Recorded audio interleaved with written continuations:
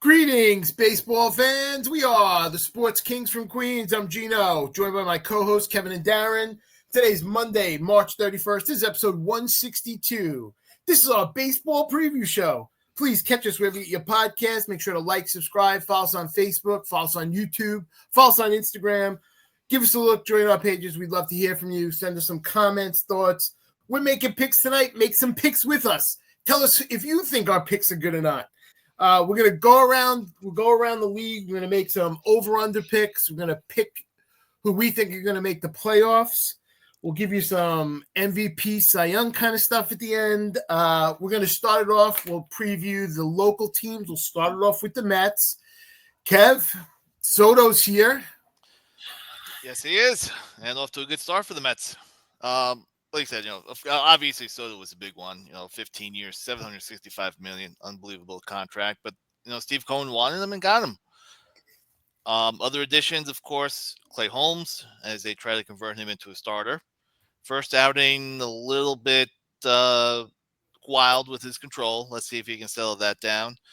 They brought in Frankie Montas, who's out for half a year probably, which may be a blessing in disguise, knowing how well Frankie Montas can pitch.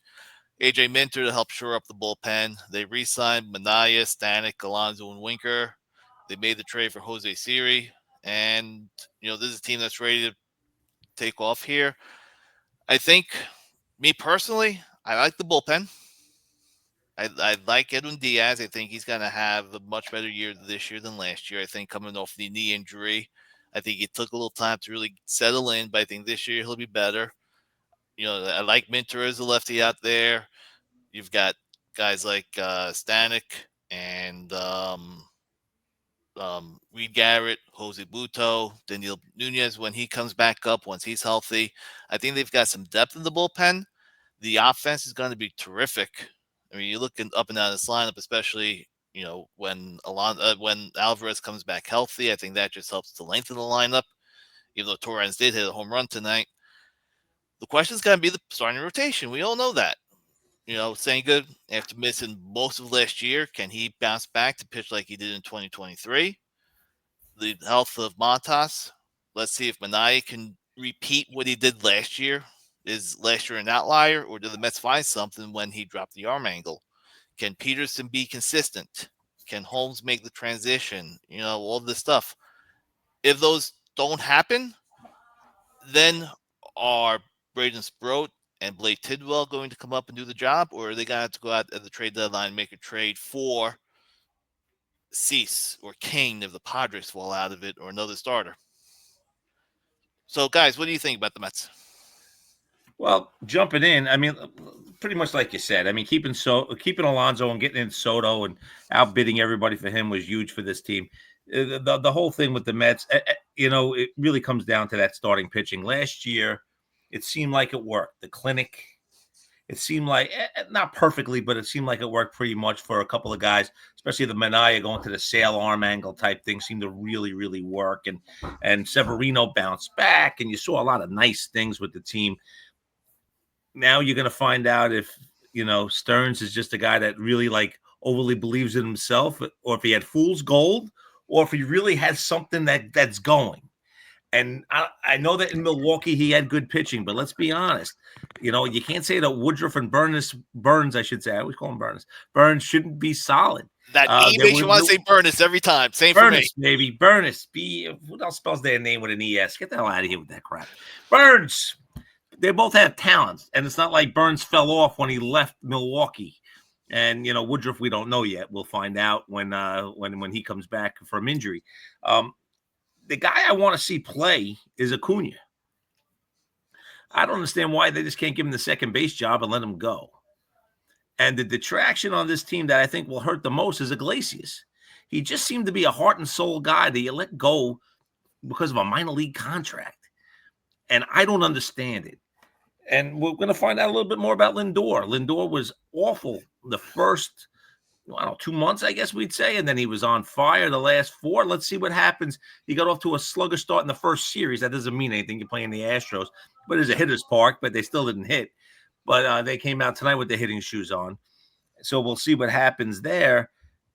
And really, Alvarez is 23, and if he's going to be that guy when he comes back healthy, that young stud leader, I like this team. I like this team a lot. I think the bullpen's good, but the bullpens are so hard to read until we get into the season because everybody's bullpen looks good, and then everybody pitches horribly every other year, and that's why Mariano's Mariano and nobody else is. But Diaz is the best closer in the division. I think the Mets are in the toughest division in the Major League Baseball, and I think they top three anyway. Top three, yes. Yeah, the bottom two, no, even though I think Washington's improved. And I think that's a dogfight with three teams at top. G? Okay, and now I will give you the other side of the coin. I'm looking for. I think this is a down year for this team. I look at this team and I'm going to see regression with Vientos. I think you're getting some regression with Lindor.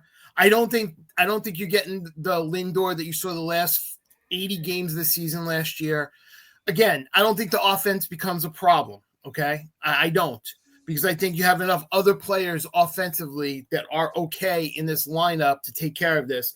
But I think you get regression from Vientos, regression from Lindor, and I think you have a catching problem right now until Alvarez comes back, whenever he comes back, and then when he comes back, what is he? Because you have no idea if this is going to hinder any of his power once he comes back. And honestly, if he's not hitting home runs, he's not doing much for you. Okay. However, offensively, I think you're fine. I think your starters are a mess. And I'm shocked that Cohen didn't go out and get a good starter, bring a good starter in here and go above Stearns' head and say, I want a pitcher. Okay. Because the pitching staff could be a disaster. I mean, listen, I'm not saying it will be, but it could be. You could flip a coin and Senga, Peterson, McGill, Holmes, and Canning could be a mess until Minaya and Montas come back, and then who the hell knows? Okay? Other than the last half of the season from Minaya, we haven't seen that Minaya anywhere except the first 50 games of his rookie season. Okay? You have no idea what the hell Montas is going to give you. Yep. And honestly, again, I have no idea what these guys are going to do. You're bringing Holmes in and expecting him to pitch what? 120 innings? He has never pitched 120 innings. You don't want him to pitch 120. You want him to pitch 160. Okay? I think there's too many questions with the starting staff. I honestly, with the addition that they made in the offseason, was shocked that Cohen didn't go above Stearns' head and say, I want a number one starter here. Okay? There have been enough number one starters out there the last year and a half, 2 years, that one could be here. Okay? Could be Burns. Could be whoever you want. But there were enough starters out there, and we said at the deadline last year, there's enough starters out there that one of them should have been here. Okay? So at some point, one of them's going to have to be here. So I'm predicting a down season for this team. I really am. Can I make a counterpoint? Yeah. No, you're not allowed. No, okay. Order of parliamentary procedure. Lindor regression. Well, you take a look. Since his first year here, 2021, he did not have a good year. 734 OPS, but that's improved every year. 788, 806, 844. Where's he regressing to? Not what you got the last 85 games of last year is my point. Is he still going to be an 800 plus 820 OPS type guy? Maybe hitting in front of Soto. He may be. Yeah. Yeah. And okay. I don't think the offense is going to be a problem. I think Vientos regresses. I think Lindor regresses, but I don't think the offense is a problem either way. You can say they regress, but I'll also counter with Nimmo can have a bounce back. I thought Nimmo had a very poor season last year. He could easily bounce back. So I agree. Pete could bounce back. He was down with the batting average last year. So if those two bounce back, that makes up for the shortcomings. Hopefully, if Lindor and Vientos decline or regress a little bit, and then you add Soto. I agree. That's why I said hopefully. That's why I said, even though I'm saying that with those two players, I still don't think the offense is a problem. I don't. Yep. The most interesting thing about the Mets is Vientos to me. And the reason why is because last year he started in the minors. He did. He was not in the future plans of this team at all. This was Brett Beatty's team. Yeah. And this was going to be Vientos is a butcher at third. He'll hit a couple of homers, but he never hit for average. Not even really that much in the minors. A little bit in the minors, but not really. And all of a sudden, Vientos became the most feared bat in this lineup down the stretch last year of a good lineup. Yeah. Now it becomes, do they figure Vientos out, or has Vientos figured it out? And the other point that Gino brought up before, which is always interesting, and I'm going to compare him to a different player, even though they're not the same type. When you talk about Alvarez, I remember when Sanchez first came up, and he was hitting dingers all over the place. And I thought he was just a pure natural hitter because his power alley was right center. And I saw Alvarez trying to jack the ball, pulling it a little bit more last year. And I just don't want him to try to turn into Sanchez. Yeah. He's better defensively. I'm not trying to compare him that way. Alvarez is a much more viable player on your team when healthy, even if he's not hitting for average. But Alvarez could be that clutch, gritty, gutty guy. To be honest, you don't want, a power hitting catcher at him, which you'll get some of it. What you want is Yadier Molina. What you want is the guy that gets the big hit in the big spot. Yep. And that's what he has to focus on.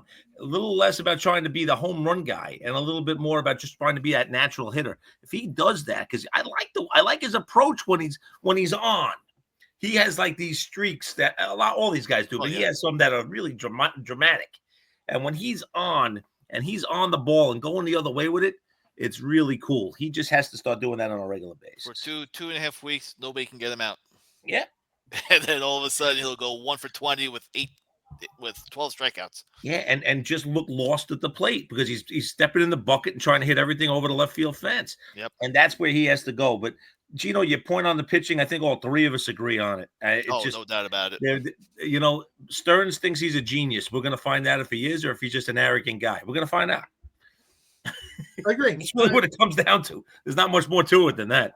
I mean, I think the bullpen's fine. I think Diaz is fine. Minter out there gives you another guy out there. I don't think the bullpen is a problem. I have a feeling that the starting pitching could be average and still not enough to get you where you want to go, but it could also be bad. And if it's bad, it's going to get really awful because, you don't know when Manaea is coming back. I mean, we hope it's 3 weeks, but we have no idea. And I have him in 2 fantasy leagues, so I'm rooting hard for Manaea to come back. Okay, but we have no idea at this point, how quickly he's going to come back. So. And the funniest part is that first series. I'm sorry, Kev. I didn't realize about to speak. Was that it wasn't the pitching that hurt this team outside of game 1. They couldn't hit. Yeah. Yeah. I mean, it's the first 3 games of the year. Don't get me wrong. I'm not trying to make it like this is the season or a microcosm, but you're in a bandbox in Houston, and they couldn't touch it. And it was very, very interesting to see, McGill come out and pitch really well, and Canning was good. I mean, they were fine. It just wasn't that they only Holmes struggled.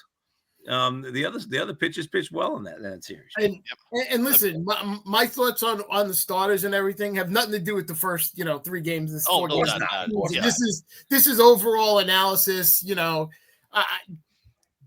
don't know. That's just the way I feel. So what are you saying? The Padres aren't going to the World Series at 4-0? What are you saying? Anyway. We'll get to them in a little bit. I know, I'm joking. So looking at the division, imagine the Mets lineup with the Phillies rotation. My goodness, that's the best rotation in the division. One of the best in baseball. Wheeler, Nola, Suarez, who's hurt right now, but he should be back. Luzardo and Sanchez. Yeah, that's a deep, good rotation and Taijuan Walker as a 6. Yeah, would be in almost everybody else's top 5. Take the Dodgers out. Take out the Dodgers. The third starter right now for the Mets. Oh yeah, easy. He could even be the second. Yeah, he could have had the nod over McGill. So I'm just being honest. Right. I mean, with the Phillies, they think it's the relievers. You've got Romano they brought in coming back from the elbow surgery. What's he going to be? We've seen Alvarado and Strom and Kirkring up and down during the season. You never know what you're going to get. When they're on, they look great. When they're off, they can be tagged. The lineup, we know, top notch. Harper, Turner, Bohm, Real Muto, Castellanos, Schwarber. They're going to score. They're going to start and pitch. If you keep it close, get to the bullpen. But I think they are, surprisingly, I thought third in the over-under for wins. The thing in the about the division. Phillies, Kev, is that they have the starters that can go 7. Yep. And nobody else does. And I know it used to be It's like that was kind of given that you want to start to go 7, your week start to go 6. The only guy in that rotation that's not a lock to go 6 every time out is Walker. Yeah. And that's only because he's the backup. Because even Sanchez gives you 6 every time out. So it's like, but you're looking at guys like Nola who have rubber arms and Wheeler that can go 7, 8, which really kind of helps them with that weak bullpen. But I get your point. I agree. And the lineup there getting older, still dangerous. Still dangerous. Yep. And the other team there, of course, is the Braves. They may have a little bit of a hit. You know the starting rotation. You start off with Sale. Strider coming back from the UCL, surgery last year. Let's see what he does. He's on rehab right now. The big news today was Lopez with the shoulder. The bigger news was Profar with the PEDs for 80 games. That was my next point about the lineup. Sorry. You lose Profar. The bullpen, Raisel Iglesias looks good, but, again, Pierce Johnson, Bummer, Lee, guys who you just don't know day to day. Is that the reason they brought in Verdugo, by the way? Did they know Profar was coming? Nobody else even made an offer to him. No. Nobody else even looked at Verdugo's direction. Yeah. It could very well be. Another team, the lineup is going to be fine. So all 3 teams up here, the lineups are terrific. All right. It's going to be the starting pitching. Let's come back. We'll come back to the NL. Let's go to the Yankees. Darren. Yes. Start us off with the Yankees. Okay, so the Yankees lost Soto. I don't know if you heard. That was the big deal. What they did was they went out of their way to replace him with multiple players. And in a depth way, overall, the team might actually be stronger because of it. And then Cole gets hurt for the year. Yeah. And then you're nervous. And then you lose, Hill for half a year at least. And then you're like, oh, man, thank God we had 6 starters. And then Schmidt goes down. And then you say, oh, my God, what are we going to do? Stroman goes from the 6th man to the 3rd guy pretty quick. And, the issue with this team is going to be if they can hold it together at the rotation until they get to, 4th of July, basically, and hopefully Heel is ready to be back. Schmidt should be back sooner than that, obviously, which will help. Schmidt is expected to be, but they said 1 start. Let's be honest. Let's say it's 3 starts. Say we get him back May 1st. You can live with that, right? Take it slow. Make sure he's healthy. Exactly. The bullpen, just getting into that. Game 1 of the season, they had a great weekend, and we'll talk about the torpedo bat in a minute, I'm sure. It was exactly the way they drew it up. Rodon goes out there, gives you 6. And then you get Leiter. And then, they just went in order. Devin Williams did give up the run in the 9th, but Weaver was great in the 8th. Leiter was great in the 7th. And you're saying, this is the formula. Get me 5. And, I'll mix and match Cruz in the 6th with whoever. And we'll get through the 7th, 8th, and 9th as often as we can. And it was like it went to perfection that day. Rodon was great. And they'll need him to be very good. They'll need the Rodon of the Giants, not the Rodon of the Yankees. They'll need Fried to be better than he was his first time out. But it was his first start. I'm not really worried about it. Yeah. But they'll need these guys to be real stalwarts here. Because if they didn't sign Max Fried, I don't even know where you'd be right now. Yeah, I don't even know where you'd be. Yeah. And much like what you were talking about, Kev, with the Mets, I don't worry about the offense on this team. I'm not talking about the torpedo bat and all the other crap. I still got Aaron Judge playing every day, who's dangerous as hell. You sit there and you think Goldschmidt's an upgrade. I think Goldschmidt's an upgrade over Rizzo. I feel like that's kind of a no-brainer. Absolutely. In that respect. Even if he's leading off. I feel like Volpe and then with another full season under his belt will be a better player than he was last year. I think Torres's, gaffes leave openings for the Yankees to be stronger there. Dominguez, we wanted him to play every day. He's going to get to play every day. We're going to see what we have there. Bellinger has the perfect swing for that stadium. We're going to see how that works out also. But a lot of things about the Yankees that you really kind of love about what they're doing. And then Wells behind the plate with another full season under his belt. You feel like that's something that's going to be exciting and fun to watch, right? So you feel like everything is going all right, and the rotation should have been the strength coming in, and now it's not. And now we have to see what we get from this Yankee team with, a couple of young players in there, with third base still being the biggest question mark out there. When you thought maybe you'd make a trade for Arenado, now you're saying to yourself, they're going to have to make a trade for a pitcher most likely, because Stroman falls off the face of the earth once July hits. So you're going to have to replace that arm. And, it becomes a real microcosm of how this team's going to look in a very improved American League East, which top to bottom is the best division in baseball, 1 through 5. The top 3 aren't as good as the NL East, but 1 through 5, Toronto, if they ever put it together, is dangerous. And we'll get to the other teams in a minute. I know that, Gino. Tampa Bay always scares the hell out of you. But the fact is that the Yankees, they can beat anybody 1-0 on any given night. But the Yankees have what it takes to win this division. They have enough offense. They have enough they have enough bullpen. They just have to get to the starting pitching. Kev? Don't mean to interrupt you. It's not a Yankee thing, but just saw on the ESPN scroll, Crochet. Garrett Crochet, 6 for 170. Yeah, I saw that too. Just saw it on the scroll here. Yeah. But that's another team people are going to talk about in that division, and we'll get into it a little bit more. But Gino, where are you with the Yankees? Look, I think it starts with the health of this team. Obviously, pitching now the starting pitching is now a problem that needs to be corrected. Listen, I was upset about third base, but third base now gets pushed aside because we got to worry about the starters. Peraza, Cabrera, one of them will play third right now. The team offensively is good.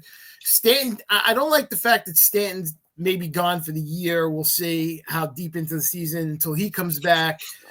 He's just another bat for the playoffs, Gino. He doesn't hit during the year. Listen, he's just another bat. October. He's just another bat in the middle of the lineup that helps this team. But the starters are the problem. I mean, you said it. I mean, you're going to rely on Rodon and Fried and Stroman right now to get you through. And then you're going to, your 4-5 of Warren, Carrasco, Schmidt will come back at some point. And then who knows what that mix is going to look like as we get, to the All-Star break, let's say. We have no idea what that mix is going to look like. Hopefully most of those guys stay healthy, which is a huge part of this. And then at that point, then maybe he comes back. Maybe he doesn't. We'll see. You have no Cole. So chances are if they're going to make a trade at some point, you would assume it's probably for a starting pitcher. We'll see how that progresses as we get into, late June, early July. The bullpen looks fine. Luke Weaver goes from being the 9th inning guy to the 8th inning guy or the 7th inning guy, depending on what you like. Devin Williams is there.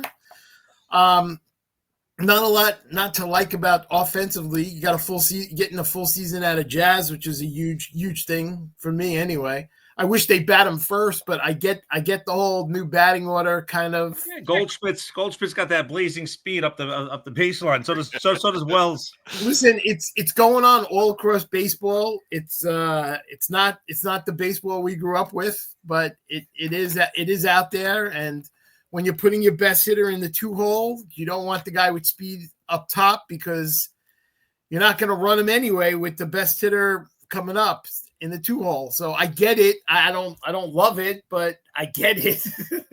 The game has changed. Kev, any Yankee thoughts? Yeah, I think the starters, I'm less worried per se than you guys are. I think, with Fried, you've got an ace type of guy in here. And with Rodon, from last year, he filled in nicely behind Cole. He's got to fill in behind Fried now as your 2. You were hoping he was going to be 3. He's your 2. Stroman's fine for, like you said, down in the first half. If Schmidt comes back much sooner than later, then you're thinking, maybe 2 starts on average. Maybe he'll be back. You've got 4 starters. You can mix and match the 5th starter and survive. The lineup, Great lineup, top to bottom. The third base, fine. Maybe a little weak spot. To me, if you can find a guy who can go there, pick it at third base, and contribute a little bit offensively down at the bottom of the lineup, win-win. The bullpen's great. The bats you mentioned, I've got no skin in this game. With I'm hearing Trevor McGill complaining, watching from his bullpen, the Milwaukee Brewers there, and it's like, McGill, shut up. You know what? The Yankees did nothing wrong here. The Yankees went out. They followed the rules. The bats have to be a certain length. They have to be a certain diameter on the barrel. They met all the criteria that's in the rule books. If they found something that other players have not, or the teams have not, great for them. And other teams have used it a little bit last year too. It's not like the Yankees are the only team that have access to this. The Yankees are taking advantage of it fully, and good for them. So my only question is, if the Brewers were so upset about this, how come they gave up 11 runs today to the Royals? There's only 2 homers, but they're not pitching well. So let's not sit there. You can cry all you want about the bats, but your staff outside of opening day has been giving up double digits every other start. So let's not get ahead of ourselves here. Judge had 3 home runs, 8 RBIs with a standard regular issue bat. Pretty much. Milwaukee, you're pitching this series, the first couple of games here of the season, has sucked. Well, game 1, they only gave up 4 runs, but game 2 was 20. Yeah. Game 3 was 12. Game 4 was 11. Maybe I'd worry a little bit more about my staff and a little less about the bat that my opponent is using. Yep. These are the Royals, okay? This is not a power-hitting team. And the guy you'd expect, Witt or Pasquantino, were not guys that did a lot today. It was everybody else.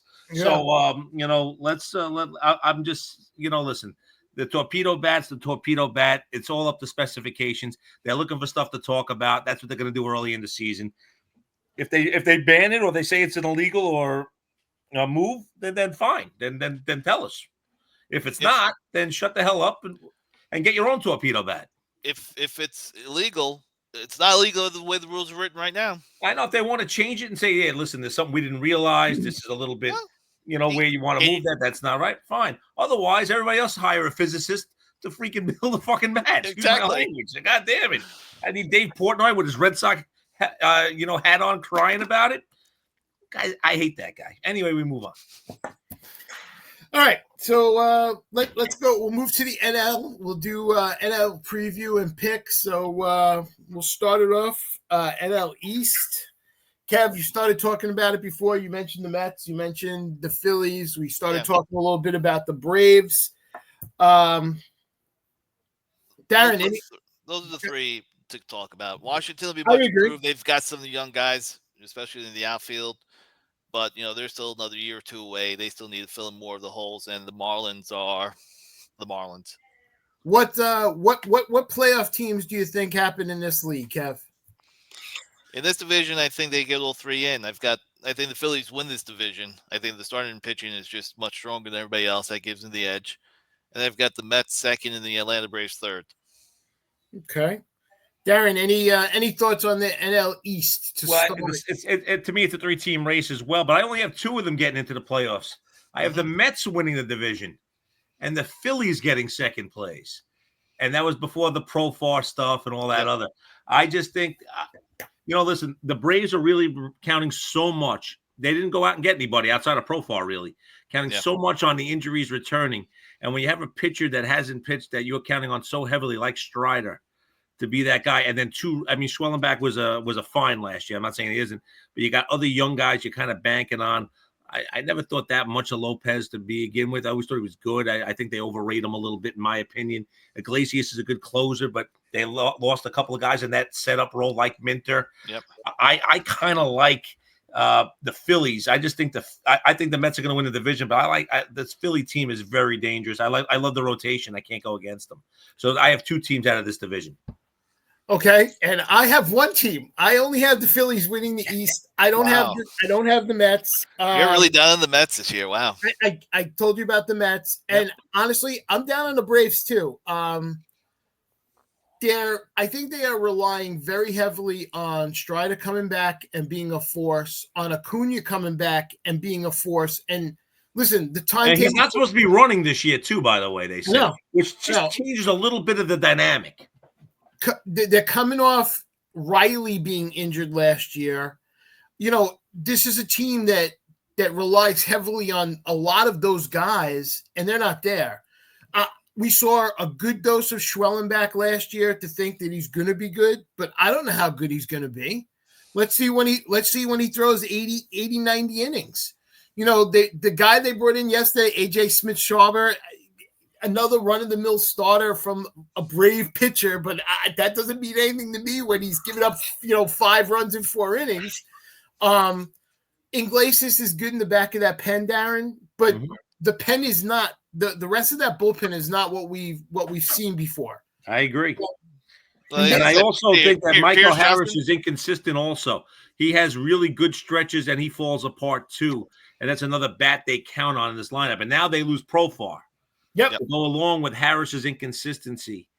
And I know Acuna will be back. I get it. But if he's not running, I mean, I didn't put him. I get why you would put him in, Kev. I just didn't. Yeah. I have him as pretty much my last team in. Gotcha. All right. Let's go to the Central. Darren, you want to start the Central? Sure. This is a 3-team race to me also. I think all 5 could be competitive in it for a while. I don't think there's a great team in this division. I think the biggest acquisition in the offseason in the Central was Terry Francona.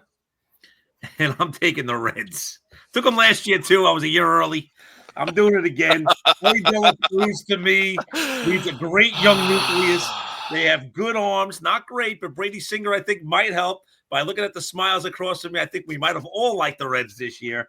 Hunter Green could get better. I think Nick Martinez is good. Lodolo's fine. Andrew Abbott, when he gets healthy, should be okay. Make the rotation solid.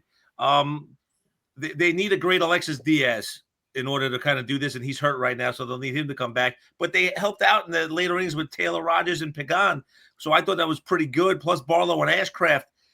I like what I see, and then you bring back McLean, who was supposed to be a stud last year, and Steer, and Encarnacion Strand, and Friedel and Fraley, and then they bring in a guy like Gavin Lux, who never reached that potential in Dodgerland, might get a regular chance to play. And as much as the Cubs added so much and people like the Cubs so much, I'm going with Terry Francona and the Reds. I think that they get in and nobody else. I have one team from the Central. So I'm going with the Reds. Gino? Kev, whatever. Yeah. I thought for sure Gino would go with the Cubs. Maybe he still will. I don't know yet. I thought one of you would take the Milwaukee. I went with the Reds also. I think the offense underperformed last year. I think they were all due for a bounce back. Like you said, Darren, McLean coming back, stud. We're supposed to be a stud. That helps. Ellie De La Cruz, as good a year as he had last year, 25 home runs, 67 stolen bases.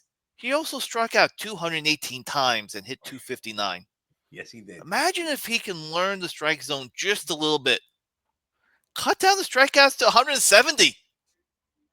That puts ball in play 50 more times. He'll beat out 5 of them. His average will go up. 5 of them. Average will go up 10 points. He'll beat out 5 of them. He's going to crush 10 more home runs, and all of a sudden the averages will be up to 275, 280 with 30-plus home runs. It'll be on base more, so 70-plus steals is not out of the question. This guy's a stud. Just got to make a little bit better contract. And Encarnacion Strand is, I think, the key to this team. Last year, terrible. 29 games. He had 2 home runs, a $190 average, 513 OPS. Those are terrible numbers. If he can go back to where he was in 2023 when he first came up, in 63 games, 13 home runs, 270, 805 OPS. If he can reach that type of OPS of 805, that just completes the lineup.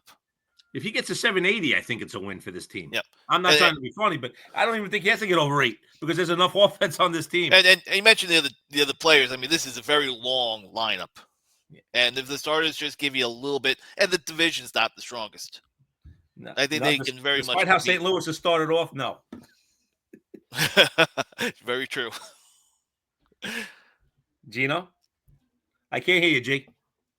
You're muted. You're muted, G. You're still You never muted. sounded better, G. It's as good as you're going to sound, brother. I like the Reds also. There you go. All three. As soon as I said it, I saw the smile on Kevin. I knew I had him. And Gino plays somewhat of a poker face, but you are a card player a little bit. So I was like, I don't know. I think I got both of them. I think Matt McLean has a big year. I think Francona coming in makes a huge difference. I think they are lacking a big offensive bat to put behind De La Cruz, and I think at some point near the trade deadline they bring somebody in. I think they're bringing a bat in to play one of the outfield spots, to play first base. They're bringing somebody big in because although I think Encarnacion Strand is good, I think they're lacking a 30-homer guy right in the middle of this lineup, and that makes a difference to them. Love Francona. Diaz is a question, and they're going to have to get past it. But, I have a lot more faith with Francona running that bullpen than I would another guy running that bullpen. And I think he'll figure it out until he either gets Diaz back or Pagano Rogers just takes over the closer duties, honestly. And even Barlow helps there. I think Barlow's absolutely. a very underrated sixth-inning guy that can move into the seventh relatively easily. Kev, you are right. I do have the Cubs making the playoffs. Okay. I think the addition of Tucker makes a big difference to the lineup on the whole. And not that Tucker's going to go and light the world on fire and hit 50 home runs, but adding him to the lineup with young sluggers like Bush, like Matt Shaw, makes a big deal to that lineup. I think they have enough starting pitching. Presley, although he didn't look great over this past weekend, Presley is a good enough closer to make a difference for them. So I do have the Cubs. I wish I saw some offensive players for the Pirates that I could make a case that they could add to the young pitching that looks really, really good. But their offense is so lacking right now. O'Neal Cruz and everybody else. Yeah, that I can't even make a push for them to come in. I think if they don't get help for Cruz, I'm sorry, G. If they don't get help for Cruz, he's going to press like he did last year. I agree. And you don't want this guy 6'7" with every possible tool who could be every bit of Ellie De La Cruz to a certain extent, with more power and a little less speed, but give you all the same intangibles and variables, pressing and trying to do too much in that lineup. They got to put some bats around this poor kid because he's going to hit 250 the rest of his life if he's trying to hit everything out of the yard. I think the last 2 weeks of the season in the wild card race, you got the Brewers there, you got the Cardinals there, and I think the Cubs sneak above the two of them to actually get in, but I think they'll all be in it. They'll all be around the same record. I don't see anybody really pulling away. I do think the Reds could win a lot of games if Francona gets his team playing the way they should. We're going to find out, though. All right, we will go. Go ahead, Kevin. Just one point on the Pirates. Yeah. The offense a little shaky. I think the one thing that was keeping me from looking at them closer was the injury to Jones. And it definitely hurts. Definitely hurts. Well. It hurts. There's no way around it. I mean, we know how much of a stud Skeens looks like he's going to be. Already. Chandler's going to be a stud from everything they tell us. We'll see. Chandler looks like he's going to be real good. Big. Yeah, we don't know how long he's going to be out for yet. And this lineup has a kind of Falefa around Cruz. I mean, they got a bunch of guys that bat 8th and 9th, batting, second and third, and it's not good. Yep. And then we go to the NL West. Dodgers in a class by themselves. I think we're all going to agree on that. Yeah, I'm going to give them the division. I don't think I can go too deep. Do we need to spend 3 minutes on the Dodgers? I mean, listen, the Dodgers are stacked, okay? They have everything you possibly can. They can afford injury like no other team in baseball because they have enough depth pitching and offensively to survive. And with all that, they still have the best farm system or one of the top 3 farm systems in the game every year. They just know what they're doing. They are overspending everybody. They become outspending everybody, and they are becoming the true evil empire of baseball right now. I don't think there's any other way to put it. I can't, unless you are a Dodger fan, there's no way you can root for the Dodgers in any moment unless you live in Japan. My Yep. issue with them is not the money they are spending. It's the accounting games they're playing by deferring everything, bringing the salary cap or luxury tax down, and not having to pay so much out now. They will hit them later, but when you take future value and all the accounting tricks of these deferred contracts, that affects the team they can build today. And Major League Baseball, at the very least, just to even the playing field, has got to do away with these deferred contracts. Pay the guy now, and pay the guy during the length of his contract. Period. Kev, I can't agree with you more, and I do think baseball will do something. They will. Excuse me. If nothing else, I think they're going to put some kind of deferred tax in place where you have to have, 25% of all your deferred money on the books for this season. You're going to have to. They'll come up with something. But they're going to have to because they're deferring way too much money. Well, Tanya, with $68 million a year deferred, getting paid $2 million salary, future value of that is $46 million. That's a tax bill, not $70 million. The tax bill should be $70 million. The problem is, much like we talked about with the torpedo bat, they're not doing anything wrong right now until MLB changes it. They are just playing the game better. They're playing chess, and everybody else is playing checkers right now. And to be honest, the only reason why they're getting away with it is because you have two guys in Japan that are Japanese that really do want the money afterwards, where they won't get taxed on it at all. I mean, they're playing their mathematical game. So they got the guys from the right country that are not going to live here the rest of their lives. They're going to live here until they're 40 and move on. And that's what they did. But you're 100% right. It is the uneven playing field that they get. Because you can't tell me there's another team in baseball that wouldn't have said, I'll give you 2 now and 68 later. They all would have. Nobody would have given a crap. But again, the Dodgers just played the game a little smarter, but also it just hurts. It just hurts because it's really, baseball has become, can anybody beat the Dodgers? All right. So the rest of the teams in that division, I'll let you start, Darren. I have to let you. I have 2 others making the playoffs in a shock. I think the Diamondbacks are pretty damn good, by the way. I really do. I think that the Diamondbacks, they had Burns, right? Yep. They already had Kelly. They already had Zach Gallen, who's a Cy Young nominee every time. They have a solid rotation. Marte and Corbin Carroll are legit star hitters. They got young players like Jake McCarthy. They got power hitters like Suarez. They got good hitters like Lourdes Gurriel. So they have a pretty complete team overall with a good rotation. Don't love the pen. Don't know if the pen's going to be enough for them to really be within 8 games of the Dodgers, but I think they can finish within 10. And I think the Padres are right behind them because even with everything they've given up, you still roll out Tatis, Machado, Bogarts, Merrill, Cronenworth every single game. I mean, it's a solid top, and not Reyes. I'm sorry. It's a solid top 6. It's a top 6 that most people won't want to play. Weakest link in that top 6 might be Bogarts, who a couple of years ago was thought of to be a really good player and has not been great as a Padre, but he's still streaky enough. And they still throw out, even with the loss of Musgrove for the year and Darvish hurt, they still throw out a solid rotation and a really good bullpen. I mean, so when you look at the Pods, the pen in the back with Suarez and who's fantastic.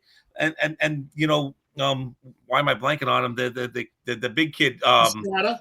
Well, Strada's the flamethrower. Who's the kid they got? Jason Adam. Adam, I couldn't think of. Got Jason Adam, who's got that weird delivery and nobody can touch him. And so 7, 8, 9 are set. The top of the rotation is still pretty good. You're still sitting there with guys, if they keep them and don't get rid of them, with King, and Cease up top, they have enough, I think, to get that 6th spot in the playoffs. So that's where I gave them. Those are the teams I have. I think San Francisco could improve. I think Colorado's a mess. I also have the Padres and Diamondbacks in, by the way. Kev? I have the Padres in. I gave them the slight edge over the Diamondbacks because of the bullpen. I think the rest of the teams match up pretty evenly between them and the Diamondbacks. And then for me, it came down to Atlanta or Arizona. I went Atlanta. You guys go Arizona. That's basically the difference. Yeah. Okay. Yeah. All right. Let's move over to the AL. We'll start AL East. We talked about the Yankees. got some good teams in the rest of that division. Baltimore, the Red Sox, Toronto, Tampa Bay playing in Yankee Spring Training Park, Little Yankee Stadium.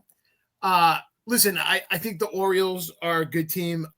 I think they are one step behind in the pitching department.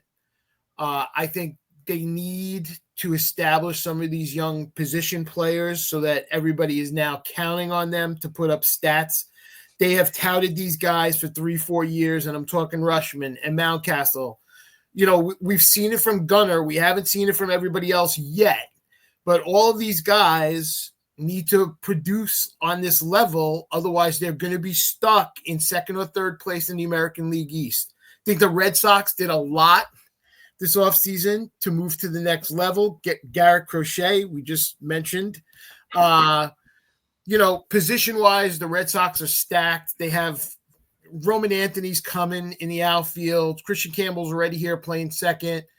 Bregman, the Devers saga is going to continue a little bit more. He's going to DH as long as he's healthy right now. But with Cora managing that team, I think they're going to be really good. What do you guys think? Go ahead, Kev. I think you've summed it up pretty well there. The Red Sox finally spent, and they finally put together a really good team to supplement all these young guys they've got coming up. You didn't mention guys like Abreu, who's been around the last couple of years, who's really on that cusp of being a very, very good ball player. Crochet, probably the best pitcher in the division. So that gives them the big edge up at the top there. I think they've done enough to improve themselves. I think they're going to make the playoffs. Like you said, the Orioles need to show that these young guys are taking that next step. Gunnar has. The other guys have just fallen a little short, and I don't think they have enough pitching. I think the pitching is going to hurt them. I think Tampa will be hurt this year with the playing in George Steinbrenner Field, playing in the minor league ballpark. I mean, it's just going to be a mess. I think their travel schedule, they're playing a lot of games at home early to try to stay out of the Florida heat during the summer as much as they can. But I think it's going to wear them down after a while that they're not inside a dome, that they're going to be out there playing in 95 degrees consistently. And I think over the long season, they're going to wear down a little bit. And Toronto, something just feels off about them. I don't think they're at the same level as the other guys in the division. Okay, so who do you have winning that division, Kev? Yankees. They have Aaron Judge. Nobody else does. And you have the Red Sox making Red Sox making the playoffs. Okay. For me, I think Boston had the best offseason of any team not named the Dodgers. And that's with Soto signing with the Mets, by the way. Oh, yeah. The Crochet signing, the Bregman move was big. We didn't even mention Walker Buehler, who I think is a horse if they get him going. Aroldis Chapman helps solidify the pen. Jared Duran is a star. He's on the cusp. He's a star. I forgot about Duran. Yep. Rafael is good. Abreu's good, and you're right. They got the kid coming up, Anthony coming up. Christian Campbell's already here. Devers and Bregman. I mean, listen, this team is good. They're real good. Sorry, Jake. We didn't even mention Cassis at first base. I know. Cassis was the guy from last year. And 2 years ago, he started coming up. But last year, we had a full season. And the starting rotation with a couple injuries, it is still pretty good overall. The problem with this team, for me, is that they just have to kind of put it all together. Is Bregman going to be what we were used to seeing in Houston? Is he going to bring that gritty clutchness, or is he going to be a guy that's going to be mired in a controversy with Devers all year? Is Devers going to get his head out of his ass at any point, or is he going to be a guy that's sulking because he's not playing third base? Baltimore, I think, is really good. Last year, everybody had Baltimore as the team to beat. Yep. And they brought Burns in, and then they didn't replace him. They chose that Burns was really good, so we're not going to try to replace a pitcher like that, which I don't understand. They were the chic pick last year. Jackson Holliday's got to hit. If Holliday can kind of get it going with Gunnar Henderson, Rushman's done enough in his first couple of years as a catcher where you could say, all right, he's fine. He's not great, but he's been good. They have enough other bats around them in the outfield that can play. I think this team is dangerous. I think the pen is fine. I just think that they have to get consistency from the rotation. Toronto is the most interesting team in this division to me because you still have Guerrero. And you still have Bichette, who was no way going to have as bad a season as he had last year. And you still have Kirk. And Springer might 1 year play 125 games, and you won't know what to do with yourself. And they added Santander, who gives them a pop guy. And the rotation, though it would have been great 6 years ago, still has names in it with Scherzer and Bassett and Berrios. They bring a lot. And Gausman, I'm sorry, Kevin Gausman is probably the best one of the four. And they have a pen that's decent. I think that they will be dangerous if they can ever put it together. But you're right, Kev. There's always something that doesn't seem to go right in Toronto. But it's not talent. The talent sits there. Dalton Varsho was a guy everybody wanted in fantasy 2 years ago because he could catch and play the outfield. He hits for power. He gave you the two-position type thing, and everybody loved him. He was everybody's, darling. And when Toronto got him, you're like, oh, my God, they got Dalton Varsho. He's going to be great. There's just something that doesn't go right. For me, the Yankees win the division. For me, the Orioles get second, and they're the only two teams that make the playoffs. I will never pick the Red Sox to make the playoffs. I have ever in my life. And for Toronto, Scherzer's already out on the DL. I know he's already on the DL. You're right. IL, sorry. I have the Yankees winning the East, and I have the Orioles and the Red Sox both making the playoffs. My question about Toronto to you guys is Vlad traded by July 31st? Kev? If there's no extension, yes. Darren? Yes. Yeah, I think he's going to. I think he gets traded, and I'll tell you where I think he's going. I think he's going to Cincinnati. Oh, wow. That lineup would be ridiculous. But they would never pay him to stay. It may only be for half a season, but I think that's where he's going. Francona brings him in, and he tries to get that team rolling to a pennant. Let's go. I think he goes to Arizona. It's going to be the opposite of what you think. Ooh, okay. I think he ends up in Arizona just to solidify them as they're toying around with the idea of trying to catch the Dodgers. Just a hunch. All right, let's go to the AL Central. Kev, you want to start the AL Central? My sleeper team a little bit, I think. I'm going with the Kansas City Royals. I'm a high on them this year. I think they've got the starting rotation in the division where I don't think there's a lot of strength in the division. I already see some laughing. Reagans, Lugo, Waka, Lorenzo, Bubik. Not necessarily great household names, but they're going to go out there. They're going to give you some length. They're going to give you innings. Reagans is really good. They got Carlos Estevez to close, which I think is a big improvement because now you add him to guys like Ursig in the back of the bullpen. I think the pen is strong. Jonathan India, I think, is going to be a big addition to that lineup. Just helps to lengthen that lineup. I completely agree, by the way. You've got the ageless Sally Perez, Pasquantino, and, of course, Bobby Witt Jr. I think they've got enough to win this division. It's not going to take much to win the division. I think 85 wins, 86 wins is enough to win there. And I think the Royals find a way to get to 86 and win this division. What do you guys have? I agree, and I have the Royals also winning the division. I think they're the team that stands above the rest. I think it's close. I think the last 3 weeks of the season, the Twins are hanging around and Detroit's hanging around, but in the end, the Royals pull away from this. I think Reagans and the rest of that staff is the reason why too. So, Darren, I have the Royals making the playoffs but not winning the division. Oh, I am going with the Twinkies, who, when healthy, which is rare on this team, can hit with anybody in this division. When Lewis is healthy, that lineup is good. Buxton is healthy, that lineup's good. It's not that often. Correa is healthy. They're good. Wallner's young. Jeffers can hit. Castro can hit. They brought in Ty France who can hit. The rotation is not fantastic, but it's not bad either with Lopez and Ryan and Ober. I mean, they have enough in that rotation where it competes with the Royals to an extent. Reagans is better than all of them, but their 2, 3, and 4 might be just as good as anything else that the Royals throw out there. The pen, I like the Twins' pen too. I like the ran in the back, and I think he might be the best closer in the division behind Class A. Sorry, as we all discount the Indians or Guardians who won the division last year, which is kind of surprising, but we all doing that without a problem. I just think they're going to outlast the great Bobby Witt Jr. and the Royals. I think the Tigers will be third, and I think that the Guardians are a fourth place team in this division this year. Wow. I think the Tigers the Tigers just a couple bats short. When you're counting on Kerry Carpenter to be that guy, I just don't sit there and say, wow, I hope I have Kerry Carpenter. I mean, we could do a draft in fantasy and go 18 rounds without someone saying, I got to get Kerry Carpenter. I don't mean it in a bad way. It's just the lineup just a little light for me.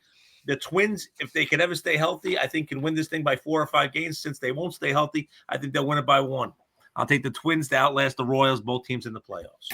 All right. I also have the Tigers making the playoffs as the last team to make it. Okay. I think with Skubal and Flaherty, I think that's enough in that division to keep them competitive. They'll just barely lose out to the Royals, but do enough to hold off the Orioles as the last team in there. Like you said, Darren, don't love the offense, but I think the pitching, they have enough to They at certainly least do. get the last wild card. Okay. And then we go to the AL West. Darren? Okay.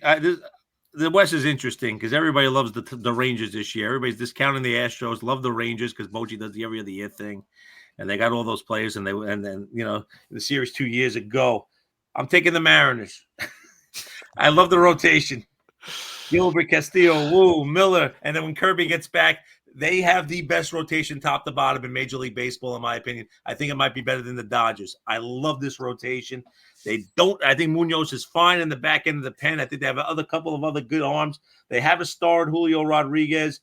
Garver and Raleigh can hit the ball out of the yard. Will they get enough production from everybody else? That's the question for this team. Will Robles be able to do anything? Will Arozarena, I always say his name wrong, be able to do anything? Will Polanco and Tellez help like they should? But I think they're going to have enough to outlast the Rangers. I have both teams in the playoffs, but I have the division going to the Seattle Mariners with the Rangers being my 6th seed into the playoffs, guys. Okay, I have the Rangers outlasting the Mariners and both teams getting in. I have the Astros 3rd. I think Arozarena has a big year this year with Julio Rodriguez. I think that team has got the pitching to win. I think they're in the playoffs. I have the Astros out of the playoffs. Kev? I have the Astros winning the division. There you go, pal. At least one of us is different. One division, we're a little different here. All 3. But yeah, I've got Houston winning. To me, they still have to be knocked off. I still think they have good pitching. The lineup is fine. I think Altuve moving to the outfield, I think helps with the defense as well in the infield. I think this is a team that still got enough in the tank to win the division again. And I've got Texas getting the other wild card, especially if they can get 20 starts from DeGrom. Anything above 20 is a bonus. No 20 doubt. starts from Jacob DeGrom, they could very easily. I mean, he's still showing he's got the talent when he's healthy. If they can go 18-2 in his 20 starts, that gives them a huge leg up on everybody else in the wild card race. And so for that reason, I think Texas gets the other wild card. Seattle, I don't think the offense is quite good enough overall. I think that's what holds them back. They're one bat short. Did they go out and make a trade at the deadline? I mean, imagine them getting a guy like Vlad. Oh, God. You knew where I was going. We keep mentioning that's the only play. Everybody's getting that one guy. So. Everybody's getting Vlad. He's got to play for 20 teams this year. No, you're 100% right. And when you mentioned Texas, I mean, they had Berger to Seager and Semien and Wyatt Langford and Adolis Garcia is a power. I mean, they're a good offensive team. Oh, they are. Too, man. They are. I mean, Astros are good. The Mariners are the weak link offensively. They have one guy. They have Julio Rodriguez, and they have nobody else around them. I mean, Polanco is the second best guy. And, they're going to need someone else to play. I know I'm reaching here. I just love that rotation. I think it's a big year for Arozarena, by the way. I hope you're right. Yeah. All right. AL Championship. I have the Yankees playing the Texas Rangers. So do I. God help us. Kev? I have the Yankees playing Houston again. All right.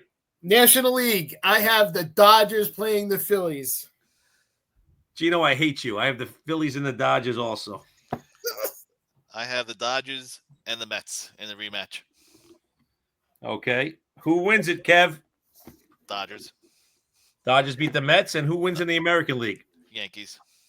And who wins the World Series? We'll have a repeat of last year. Dodgers prevail over the Yankees again. All right, Gino. It's very, very chalky. Maybe I'm watching too much NCAA basketball for chalk. I have the Dodgers beating the Yankees in 7 games this year.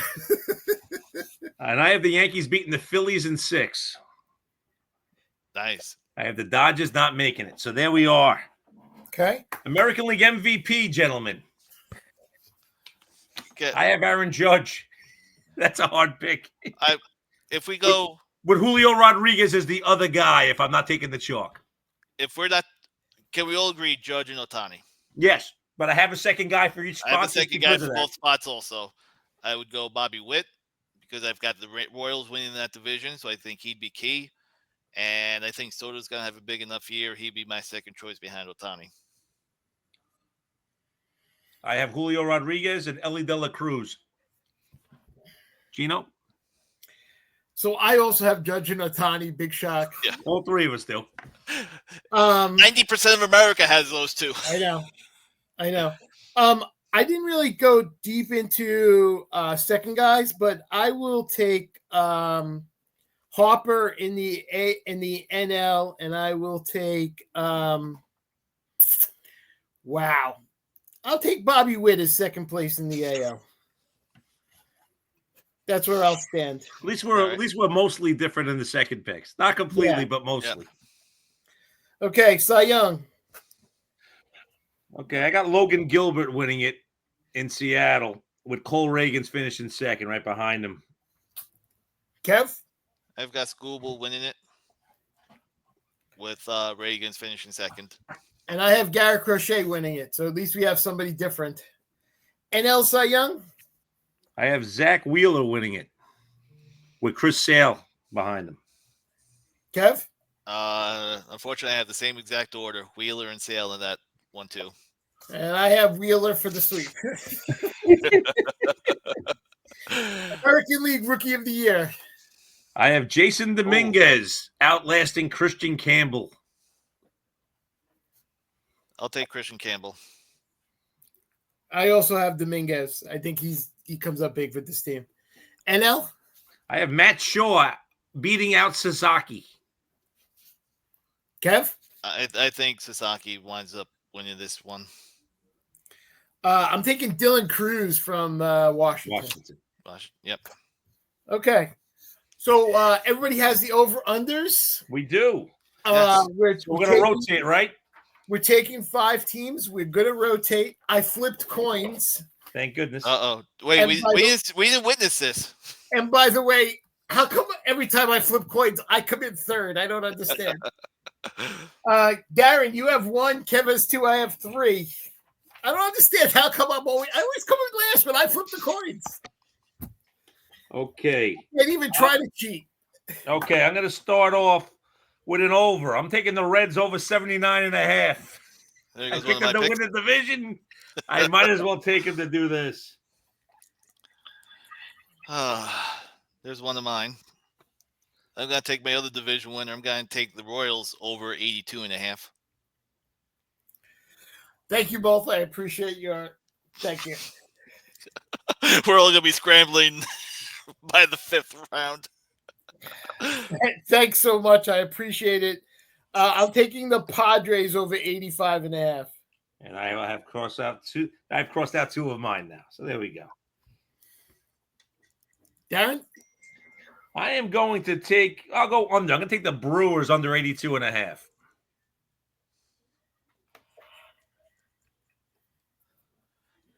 I think this number is way too high. I'm going to take the Braves under 93.5.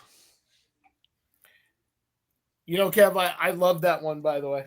That was the exact one I was looking at because I agree with you. I don't know how the hell they're winning. They think they're winning 94 games. I think that's crazy. Yeah, too much in this division. I agree. I completely agree.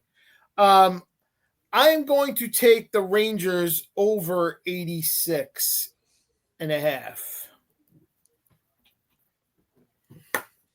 I'm taking the Mariners over 85.5. I picked them to win the division. I might as well pick them to win 86 games. Okay. fairly low number, but I don't think they're going to have a good year. I'm going to go Tampa under the 80.5. I was looking at that one, Kev. Kev hitting the unders right away.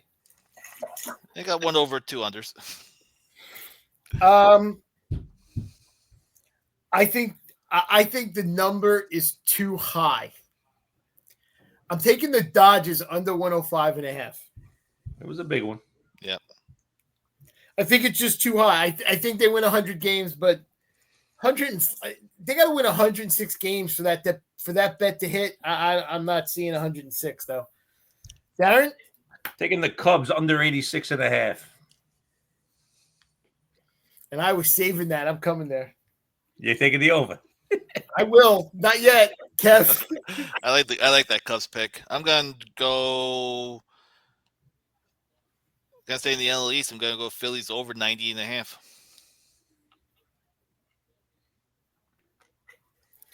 I'll go right at it, Darren. I'm taking the Cubs over.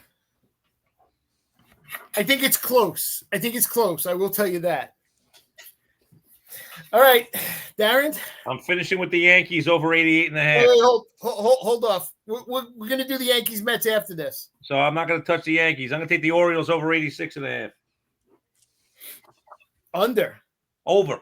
Okay. Kev? I had written down here. I'm going to go against.